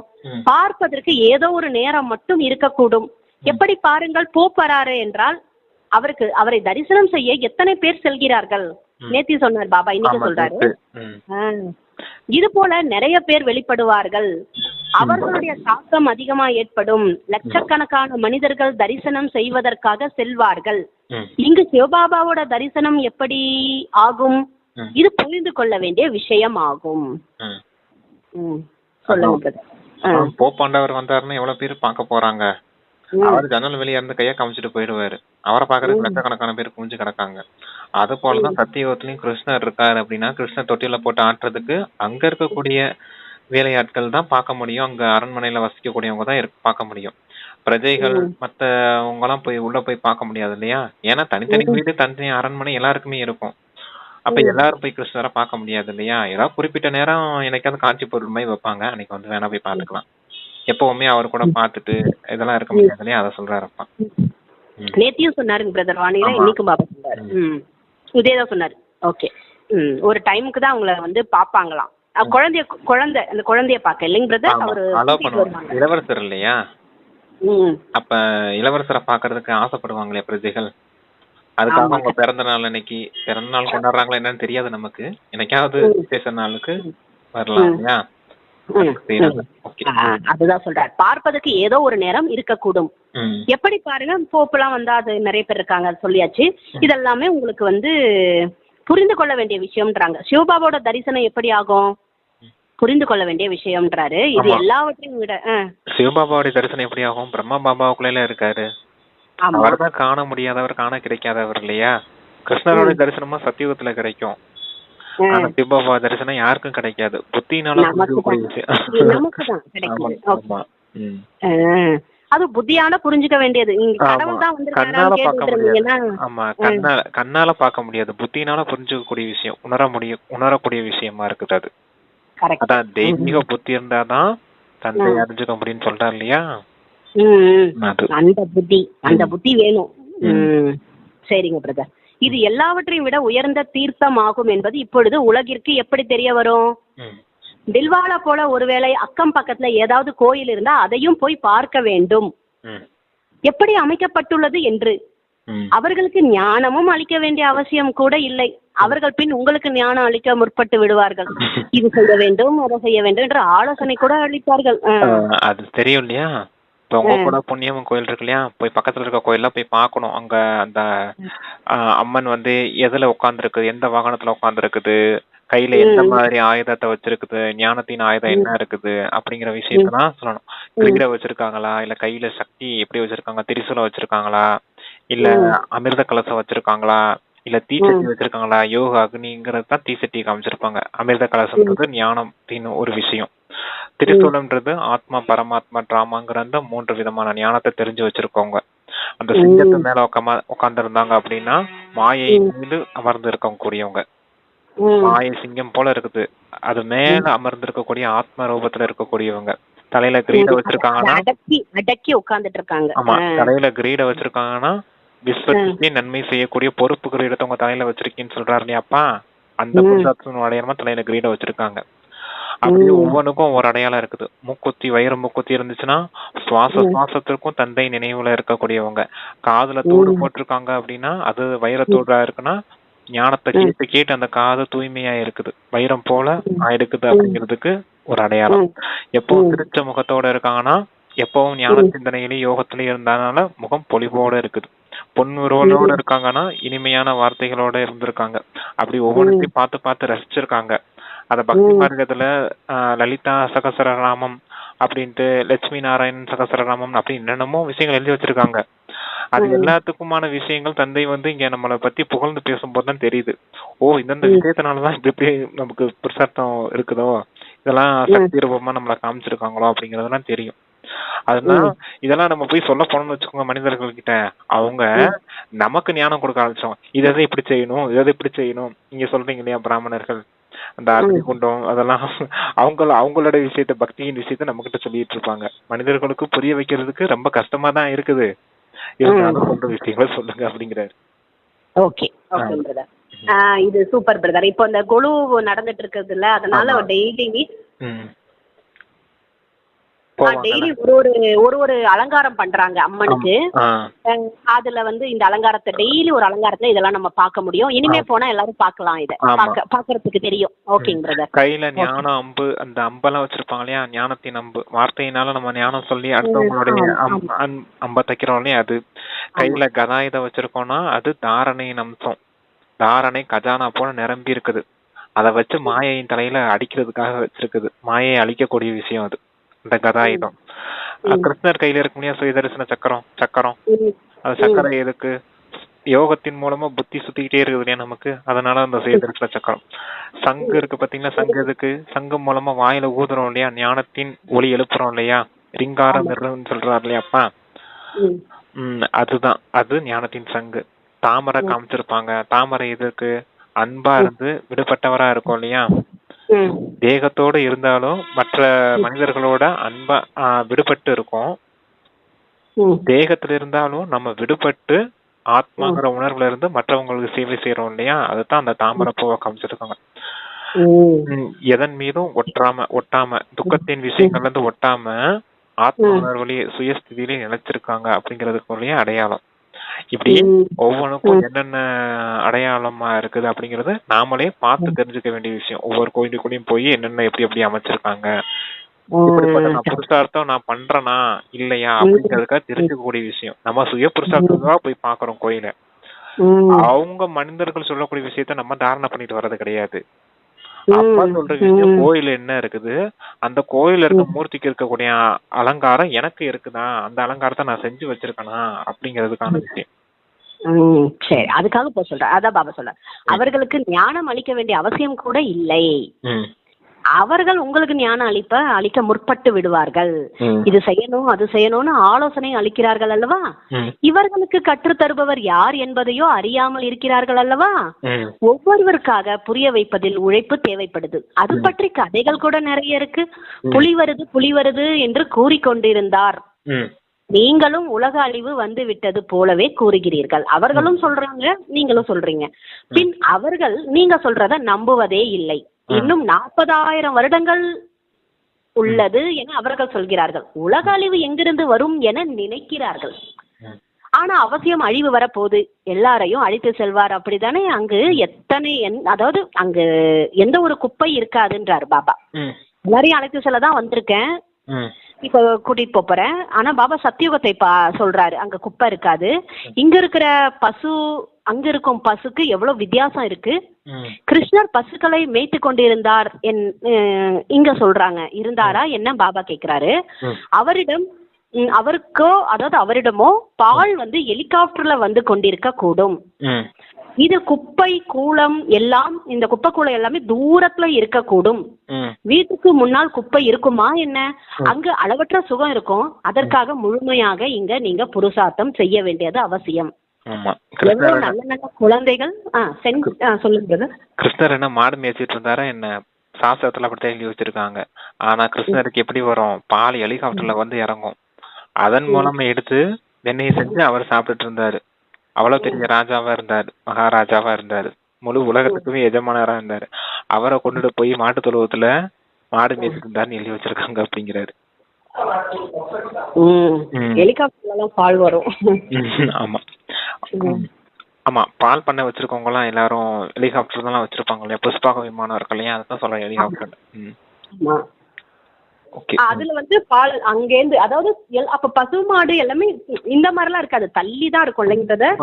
மாடு தொழுவம்ன்றது தனியா இருக்கும், அரண்மனை பக்கத்துல எல்லாம் இருக்காது.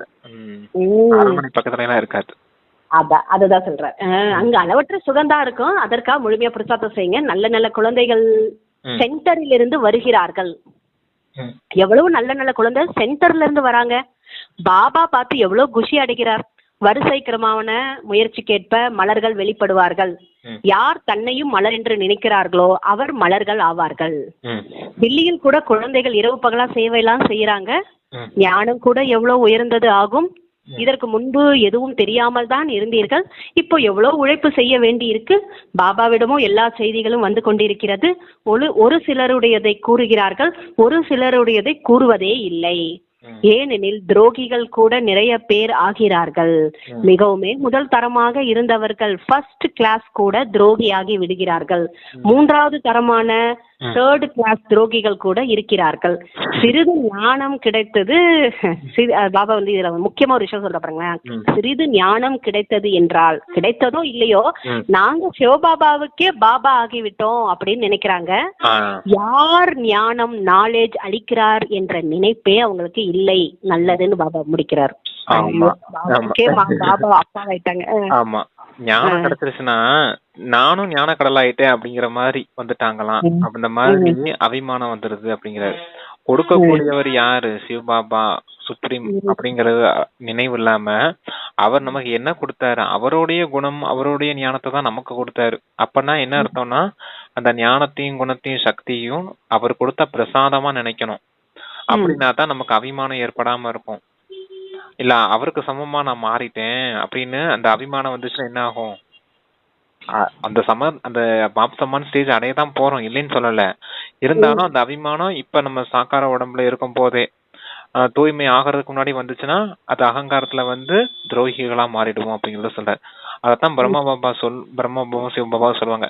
யாரெல்லாம் லட்சுமி நாராயணனா வருவாங்க, 2வது லட்சுமி நாராயணனா வருவாங்கன்னு நினைச்சிருந்தனோ அவங்க கூட என் கையை விட்டுட்டு போயிட்டாங்க அப்படிங்கறத சொல்லுவாங்க இல்லையா?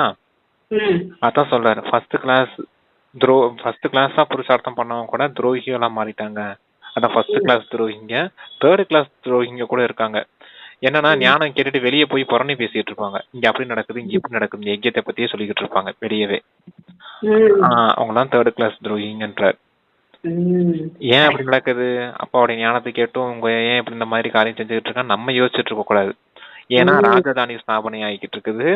ராஜா ராணிகளும் வேணும், பிரஜைகளும் வேணும், ராஜதாசியர்களும் வேணும், சண்டாளர்களும் வேணும்.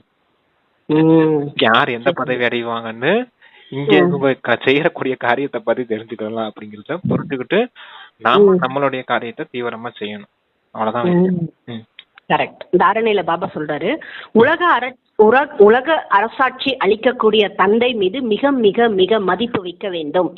தந்தையின் சேவையின் தனது வாழ்க்கையை பயனுள்ளதாக ஆக்க வேண்டும்.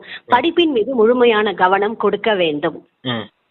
2வது பாயிண்ட், தந்தையிடமிருந்து கிடைக்கும் ஞானத்தின் மீது ஞான மனனம் செய்ய வேண்டும். ஒரு பொழுதும் தடையாக ஆகக்கூடாது, டிஸ்சர்வீஸ் செய்யக்கூடாது, அகங்காரத்தில் வரக்கூடாது. ஓகேங்கிறத வரதானத்துல 4 பாடங்களிலுமே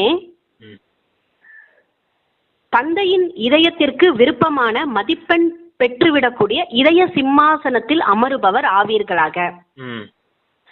4 பாடத்திலுமே தந்தையோட இதயத்திற்கு விருப்பமான மதிப்பெண் பெற்றுவிடக்கூடிய இதய சிம்மாசனத்துல அமருபவர் ஆவீர்களாக. அதுக்கு விளக்கம் வந்து, எந்த குழந்தைகள் 4 பாடங்களிலும் நல்ல மதிப்பெண் பெறுகிறார்களோ, ஆரம்ப முதல் இறுதி வரை நல்ல நம்பரில் தேர்ச்சி பெறுகிறார்களோ, அவர்களுக்கு தான் பாஸ் வித் ஆனர் என்று கூறப்படுகிறது. இடையிலேயே மதிப்பெண்கள் குறைந்து விட்டது, பிறகு மேக்கப் சரி செய்து கொண்டு விட்டேன் என்பது அல்ல. ஆனா எல்லா பாடத்திலும் தந்தையோட இதயத்திற்கு விருப்பமானவர்களே இதய சிம்மாசனத்தில் அமருபவர்கள் ஆகுவார்கள். கூடவே பிராமணர்களின் உலகத்தில் அனைவருக்கும் பிரியமானவர்கள், அனைவருக்கும் சகயோகி ஒத்துழைப்பு அளிப்பவர்கள், அனைவருடைய மதிப்பை பெற்றிருப்பவர்கள் தான் இதய சிம்மாசனத்துல அமருபவர்களாக மற்றும் ராஜ்ய சிம்மாசனத்துல அமருபவர்களாக ஆகிறார்கள். யாரு பாபாவுடைய இதய சிம்மாசனத்துல அமர முடியும், யாரு பாபாவுடைய இதய சிம்மாசனத்துல அமர்றாங்களோ அவங்கதான் எதிர்கால ராஜ்ய சிம்மாசனத்துல அமர முடியும்ன்ற வரதானம். அப்ப என்ன செய்யணும் அப்படின்னா, ஞானம், யோகம், தாரணை, சேவை அப்படிங்கறதுதான் 4 சப்ஜெக்ட்.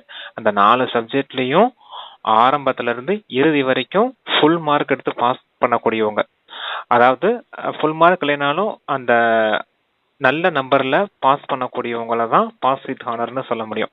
இல்ல இடையிலேயே அந்த ஞானம் சரியா வரல, யோகா சரியா வரல, யோகா சரியா செய்யல, தாரணை சரியா வரல, சேவைக்கு சரியா போறது இல்ல, அந்த மாதிரி இருந்து கொஞ்சம் கொஞ்சமா தோல்வி அடைஞ்சு அப்புறமேலு மேக்கப் செஞ்சுக்கிட்டேன், அப்புறமேல் நான் சரியாயிட்டேன் அப்படிங்கிறவங்களாம் அந்த பாஸ் வித் ஹானர்னு சொல்ல முடியாது. அதான் சொல்றாரு, ஆரம்பத்துல இருந்து இறுதி வரைக்குமே அவங்க ஃபுல்லா ஒரு கிராஜுவலா பாஸ் பண்ணிக்கிட்டே வந்தவங்கள தான் பாஸ் வீட்காரர்னு சொல்ல முடியும் அப்படிங்கிறார். இப்படிப்பட்டவங்க தான் தந்தையின் விருப்பத்துக்குரியவரா இருப்பாங்க. அவங்க தான் தந்தையின் இதய சிம்மாசனத்துல அமரக்கூடியவங்களா இருப்பாங்க அப்படிங்கிறாரு. கூடவே என்னவும் சொல்றாரு, பிராமண உலகத்துல அதாவது பரிவாரத்துல அவங்க மற்றவர்களுக்கும் அந்த பிராமண பரிவாரத்துக்கும் பிரியமானவங்களா இருக்கணும். கூடவே சகயோகிகளா ஒத்துழைப்பு கொடுக்கக்கூடியவங்களாவும் இருக்கணும். அவங்களுடைய மதிப்பையும் பெறக்கூடியவங்களா இருக்கணும். அப்படிப்பட்டவங்க தான் பாப்தாதாவோட இதய சிம்மாசனத்துல அமர முடியும். இவங்க தான் கண்டிப்பா எதிர்கால ராஜ்ய சிம்மாசனத்துலயும் வருவாங்க அப்படிங்கறத அமருவாங்க அப்படிங்கிறார். எதிர்கால ராஜ்ய சிம்மாசனத்துல அமரணும் என்ன காரியம் செய்யணும்னு பாருங்க. பிராமண பரிவாரத்திலயும் நமக்கு அவங்களுடைய ஆசீர்வாதமும் வேணும், அவங்களுடைய சர்டிபிகேட்டும் வேணும். இந்த 4 சப்ஜெக்ட்லயும் நல்ல விதத்துல புருஷார்த்தம் பண்ணி பாபா கிட்டயும் சர்டிபிகேட் வாங்கணும். இவங்க 2 பேருக்கிட்டையும் சர்டிபிகேட் வாங்கணும். கூடவே நம்ம மீது நமக்கு நாமே ஒரு சுயத்தின் சர்டிபிகேட்டும் வேணும். இப்படி 3 விதமான சர்டிபிகேட் இருந்தாதான் அந்த எதிர்கால ராஜ்ய சிம்மாசனத்துல நம்ம போய் அமர முடியும். அந்த ராஜ்ய சிம்மாசனங்கிறது சாதாரண விஷயம் இல்ல, அவ்வளவு பெரிய பொறுப்பு. நம்ம கிட்ட நாம சர்டிபிகேட் வாங்குறதே பெரிய விஷயம். கூடவே பாபா கிட்டயும் சர்டிபிகேட் வாங்கணும், பிராமண பரிவாரத்தையும் சர்டிபிகேட் வாங்கணும்.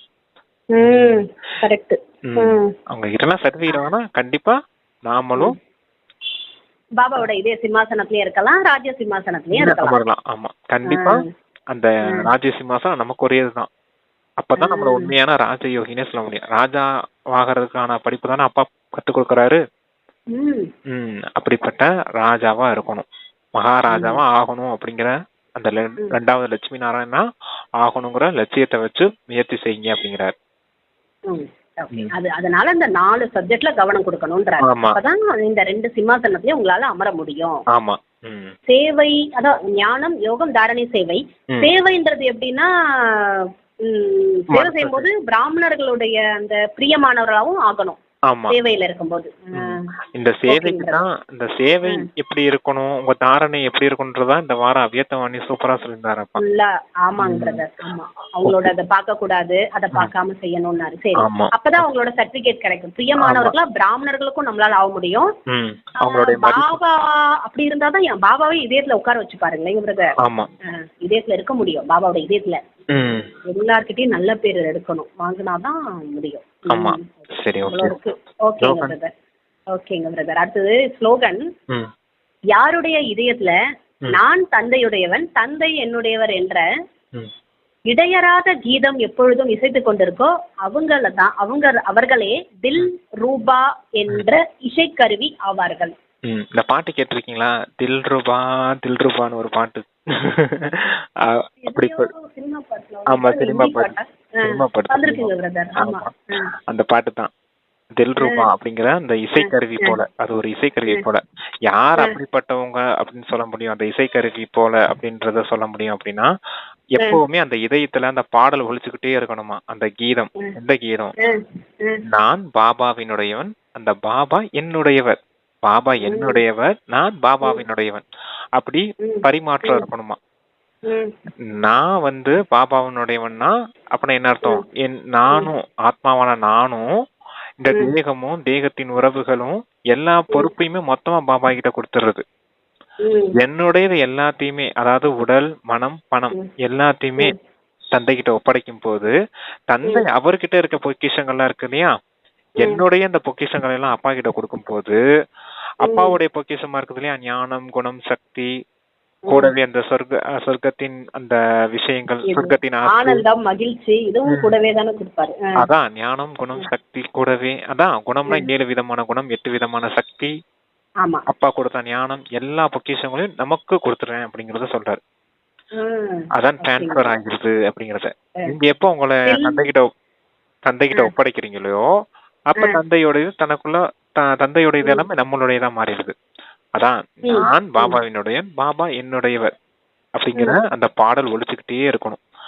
அப்படிப்பட்டவங்களதான் தில் ரூபான்னு சொல்லக்கூடிய அந்த இசைக்கருவி அப்படின்னு சொல்ல முடியும் அப்படிங்கிறார். அதாவது இதயத்துல அந்த பாடல் ஒழிச்சுக்கிட்டே இருக்கணுமா. அந்த இசைக்கருவிங்கிறது, அந்த இதயம் தான் இசைக்கருவி போல. அந்த இசைக்கருவி எப்படி ஒரு சத்தத்தை எழுப்பிக்கிட்டே இருக்கும் இல்லையா, அது போல உங்களோட இதயம் இந்த சத்தத்தை எழுப்பிக்கிட்டே இருக்கணும். அது தில்ரூபான்னு இசையோட இருக்கணும். தந்தை என்னுடையவர், நான் தந்தையுடையவர். ஆமா, புரிஞ்சுதா? இதயத்துல இருக்கிறோம்னா பாபா அந்த வரதானம் சொன்னதை ஃபாலோ பண்ணணும். வரதானத்துல சொன்னது இருந்தாதான் பாபாவோட இதயத்துல நம்ம அமர முடியும், இருக்க முடியும். ஓகே, இதயத்துல இருந்து கீழே அவர் இறக்கி விட மாட்டாரு, நம்மளே இறங்கிடும். சரிங்க பிரதர். வரதானம் ஸ்லோகன் ரெண்டுமே சூப்பரா இருக்குங்க பிரதர், ரெண்டும் ஒன்னாவே இருக்கு. ஆமா, இதயத்தின் பாடல் ஒலிச்சுக்கிட்டே இருக்கணும் மனசுல. அது என்ன பாடல்? தில்ரூபா பாட்டு இல்ல, நான் பாபாவினுடைய பாபா என்னுடையவர், இந்த பாட்டு ஒழிச்சிட்டு இருக்கணும், அந்த பாட்டு கிடையாது. அது வேண்டாம். சரி சரி, அதுக்குள்ள போயிடலாம் தோணும் மனசுல. அதுல ஒன்னும் சொல்லி தர மாட்டேன். பாபா இதுல என்ன சொல்றாரு அத பாப்போம். தில்ரூபான்ற இசைக்கருவி இதயம் ஒழிச்சிட்டே இருக்கணும். பாபா என்னுடையவர், அதாவது பாபா என்னுடையவர், நான் பாபாவினுடையவர்.